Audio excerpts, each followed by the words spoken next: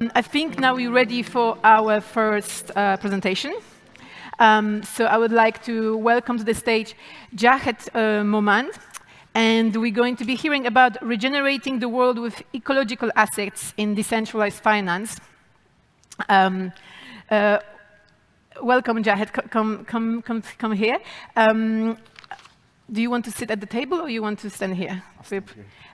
So we will find out what stands behind the promise of tokenized natural assets, but also dig deeper in the concept of DeFi for the worldwide distributed regenerative movement.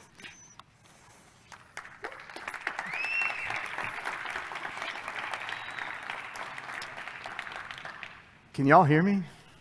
Okay, cool.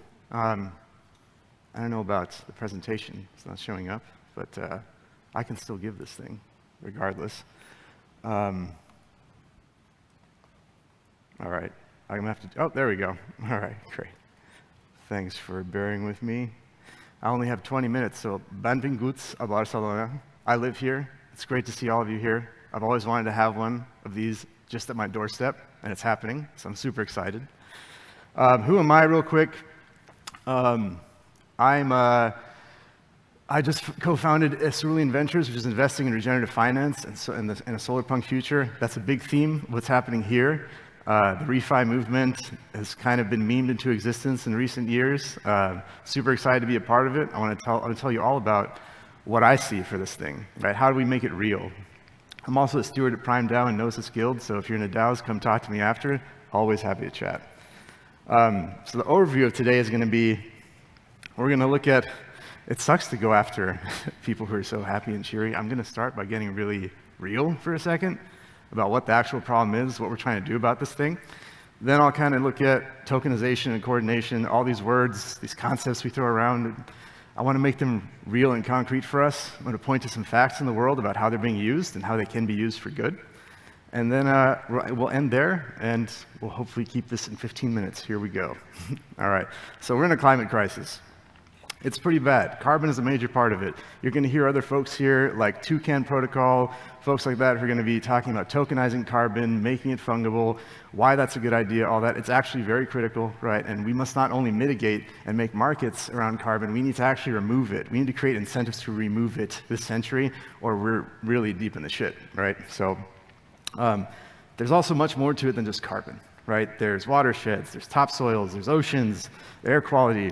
All of this is happening at the same time, right? So watershed health, critical for food supply. In the United States this century, basically 50% of them are going to disappear. Topsoil is rapidly eroding. 16% of the world's topsoil only has 100 harvests left, right? Ocean health is rapidly degrading. The oceans trap 80% of carbon on Earth. As the oceans heat up, they will trap less. So it's kind of like an interlinked, complex system where you try to intervene here, and something else happens there. It's very, very difficult to even get a hold of. Air quality is already responsible for 7 million deaths annually, according to the WHO. That's only going to get worse if we continue growth on a fossil fuel-based economy.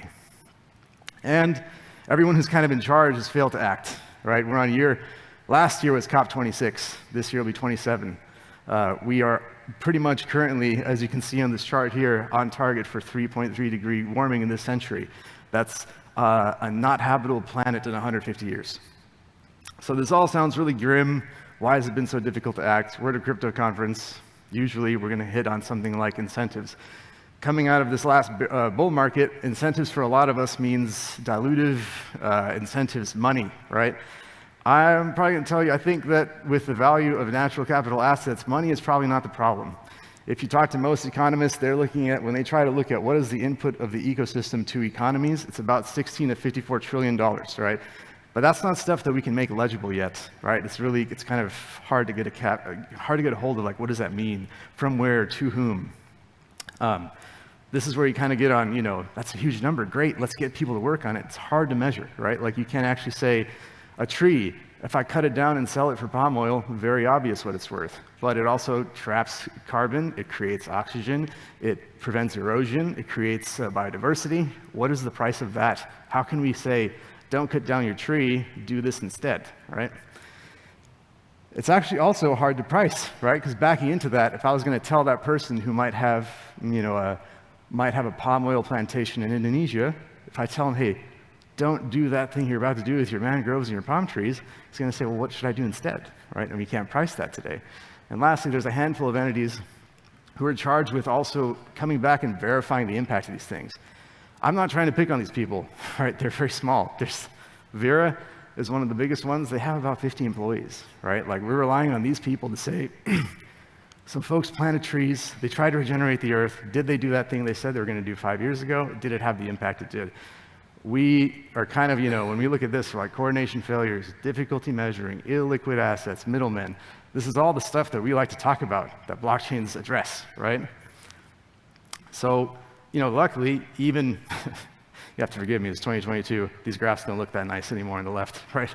But it's still true that liquidity in crypto markets is rapidly ascending. And DeFi is important in two ways, for price discovery and liquidity, and those things are still there, right? You go to Uniswap today, that stuff is still happening, right? It's very healthy still.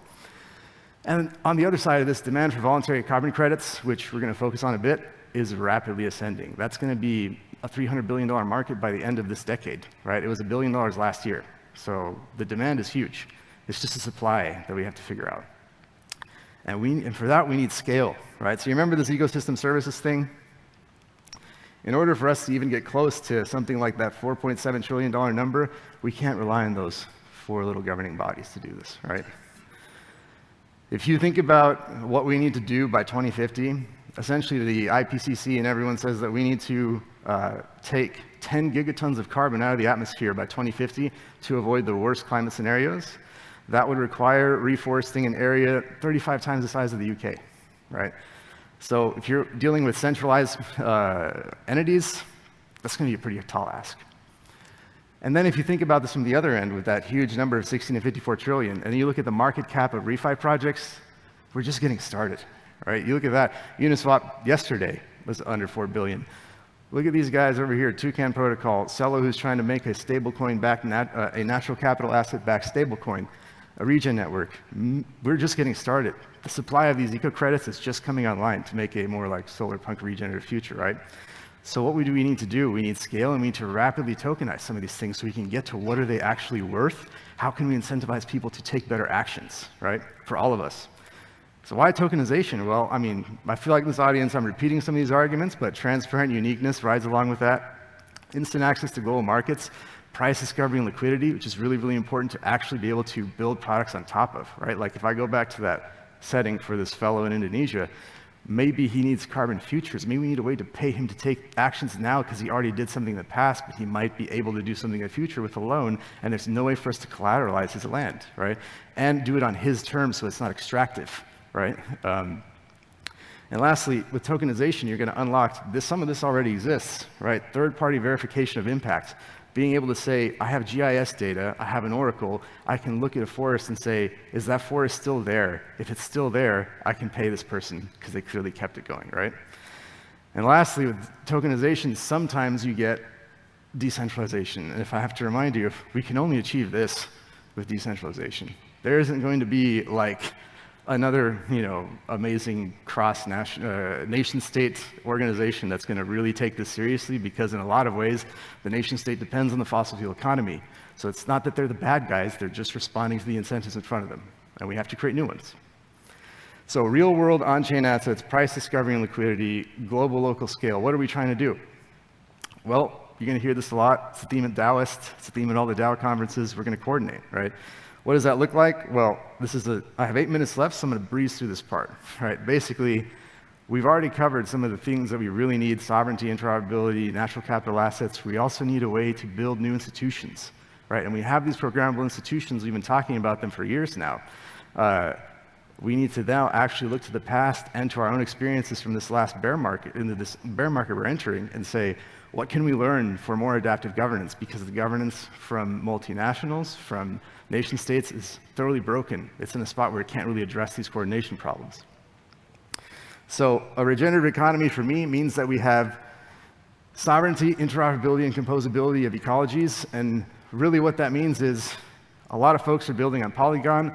A lot of really exciting things are happening on Starknet. A lot of interesting things are happening in Cosmos. You need to, if you want to actually do good, you have to step back and say, what complexity am I trying to make legible that's currently illegible? What are the tools on hand? And how do I do it? So sovereignty in particular, there's some really interesting developments happening on Polygon with Polygon Supernets. Cosmos has that baked in from day one. It really lets you think, do I need to ride along other dApp infrastructure on day one? Do I need to actually think about what is the transaction volume and interaction of the part of the environment I'm trying to regenerate? There's a lot of things there you have to think through thoughtfully, right? And lastly, as I mentioned, institutional innovation. We have to have anti-capture and incentive design built into our programmable institutions. And what does that look like then when we have those? What are the pillars we need here? It's pretty simple. We need a way to monitor stuff. We need a way to validate and verify that something happened to an ecology. Ecological state verification, right? If I went to, I'm standing on real grass apparently, right? If I actually wanted to do something else with this grass, I've got to have a way to know what was it like before I took an action, what happened afterwards, so that I can produce an ecological asset based on that change, right? And then lastly, a governance entity or institution. Luckily, this is already happening. So in some ways, Toucan is blazing the trail here, as well as other folks like Regen Network. I wanted to kind of call attention to the fact that this has already happened. So Regen Network and the Nature Carbon Ton, which is what Toucan has developed, that's there's a pool put together that's going to be launched soon, or it already has been launched, on Cosmos, that's going to let any Cosmos chain come in and say, I would like to, with interchain accounts, offset my entire carbon production since the beginning of time with NCT. So what happens when you buy an NCT? It's like, honestly, it's like magic, right? You go to any DEX in the future, or any of the ones that are being developed on Polygon or what have you, you buy one of these credits. On the other side of the world, there has been someone who has looked at attractive land, looked at the methodology for regeneration, that looked at how much carbon would be sequestered by the soil or the tree or what have you, and has issued a credit saying, this thing exists. That liquidity is now already on Toucan and other places. When you buy that, say you wanted to buy it from flying here and offset your carbon, you've literally paid someone to take a better action on the other side of the earth, and it's a bit better than what came before it because of it being, because blockchains can address the double spend problem and stuff like that. So this is already happening. There's going to be a Regen NCT pool on Osmosis soon, and there will be incentivized pools to actually get people to interact with these and hold them, retire them, right? That's really important, because what does it mean? It means we've actually proven out that you can establish a bottom-up market for ecological regeneration, right? This is not some like pie-in-the-sky thing that doesn't exist. It's already happening. And the protocols themselves can sit here and say, I don't want to design the Ponzi-nomics that just came out of the last bull market. To be clear, most things are Ponzi's, so I'm not necessarily saying Ponzi-nomics are bad. We just need to make sure that we're doing this thoughtfully, right? But we've come out of this and we have 2 proof points already, right? So we need your help, right? If you're here in your building and you're interested in this, a lot of stuff doesn't exist today. We need decentralized monitoring, reporting, and verification technologies. We need new oracles beyond carbon, right? We're very carbon-centric right now. There are other things happening in ecologies that are very important. Natural capital asset futures to get people involved to say, what are other ways that I could actually do these things and get paid for them now so I can take actions in the future? All these things don't exist yet. Some are being actively worked on. If you'd like to know more about them, you should come talk to me.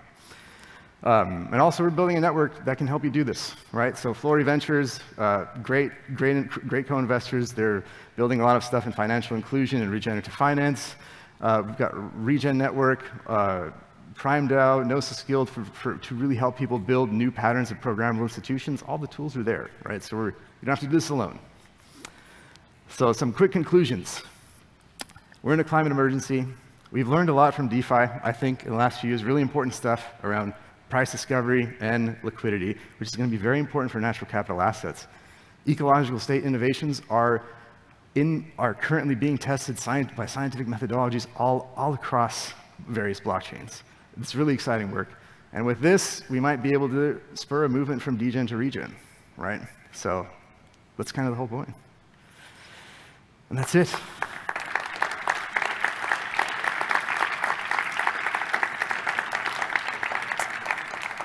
I have 2 minutes. It's probably enough time for one question, if anyone has a question.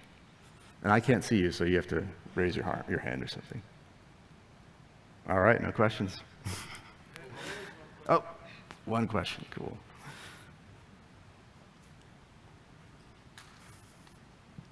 I'm curious, like when it comes to like Regen Network and your work in refi assets, like does it go beyond carbon, like in terms of tracking temperature warming? Yes, absolutely. I'm glad you asked that question. I didn't touch on it here. There are eco-credit classes being developed on Regen Ledger and across on various other Ethereum-based chains as well, but specifically with Regen, there's a biodiversity credit that's already verified through 2 non-Web3, non-blockchain governing organizations, one for jaguars, and there's another one, I don't remember that one that's being developed, but essentially, if you own a tract of land or your estate and you want to get paid for preserving it, you can basically say, there's a methodology developed for jaguar activity in a particular area. If you actually can verify that activity going forward in the future, you get the eco credit unlocked and you collect that payment. So that's actually going to be on Regen very soon. It's biodiversity eco credit. Great question. Would it be cool to have cultural diversity? Oh, absolutely. And not just non-human diversity, everything, right? Like so making non-humans, absolutely. We should talk about this. I could talk about this forever. All right, well, if there are no other questions, that's me. Find me on Telegram, Twitter, or shoot me an email. Thank you for your time.